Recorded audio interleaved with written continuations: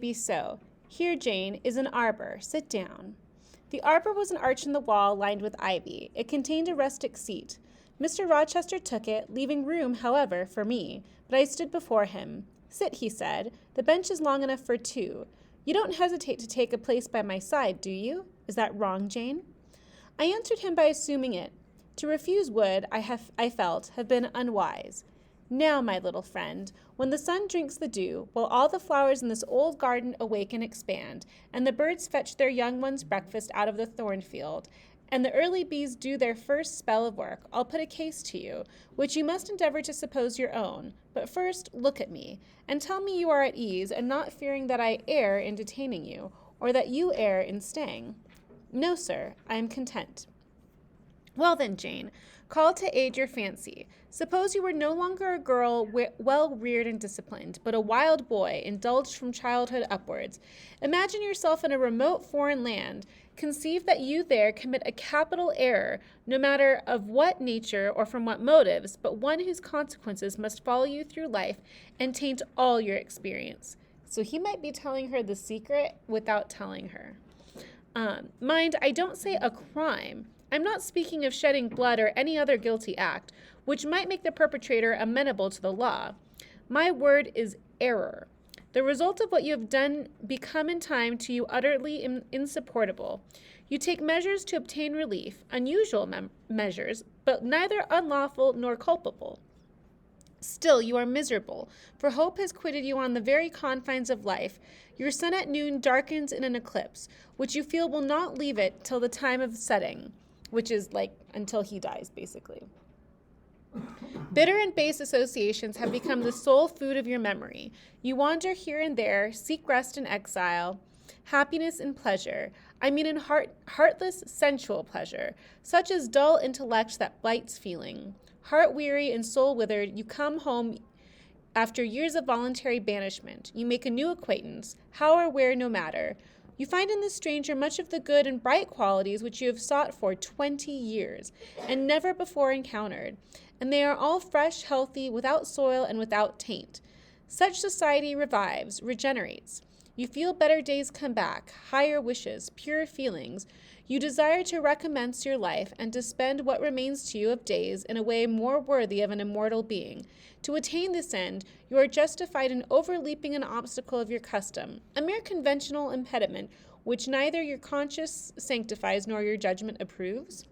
He paused for an answer, and what was I to say? Oh, for some good spirit to suggest a judicious and satisfactory response. Vain aspiration.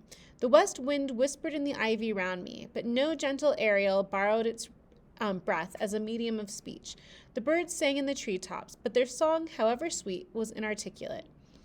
Again Mr. Rochester propounded his query.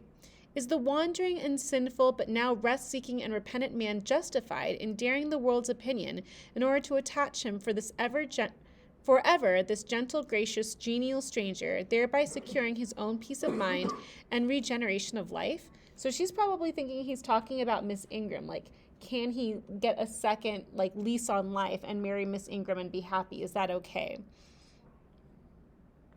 Sir, I answered, a wanderer's repose or a sinner's reformation should never depend on a fellow creature. Men and women die, philosophers falter in wisdom, and Christians in goodness. If any one you know has suffered and erred, let him look higher than his equals for strength to amend and solace to heal. So she's basically saying, look to God. Don't depend on people to forgive you your sins. But the instrument, God who does the work ordains the instrument. I have myself, I tell it to you without parable, been a worldly, dissipated, restless man, and I believe I have found the instrument for my cure in... He paused. The birds went on caroling. The leaves lightly rustled. I almost wondered they did not check their songs and whispers to catch the suspended revelation, but they would have had to wait many minutes. So long was the silence protracted. At last I looked up at the tardy speaker. He was looking eagerly at me. Little friend, said he, in a quite changed tone, while his face changed too, losing all its softness and gravity, and becoming harsh and sarcastic. You have noticed my tender penchant for Miss Ingram.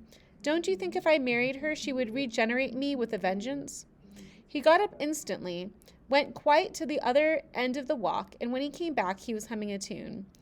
Jane, Jane, said he, stopping before me, you are quite pale with your vigils. Don't you curse me for disturbing your rest? Curse you? No, sir. Shake hands in confirmation of the word. What cold fingers! They were warmer last night when I touched them at the door of the mysterious chamber. Jane, when will you watch with me again? Whenever I can be useful, sir. For instance, the night before I am married, I am sure I shall not be able to sleep. Will you promise to sit up with me to bear me company? To you I can talk of my lovely one, for now you have seen her and know her. Yes, sir. She is a rare one, is she not, Jane? Yes, sir. A strapper, a real strapper, Jane. Big, brown, and buxom, with hair just such as the ladies of Carthage must have had. Bless me. There is Dent and Lynn in the stables. Go in by the shrubbery through the wicket. So he's telling her to go so they don't see that they were together, like, unchaperoned. But gosh, how, like, it's kind of cruel, right? Like, he probably knows that she's, like, a crush on him, and he's, like, talking about another woman to her. Oh, it's hard. Like, that's why she's pale. He probably knows this, too. As I went one way, he went another, and I heard him in the yard saying cheerfully, Mason got the start of you all this morning. He was gone before the sunrise. I rose at 4 to see him off.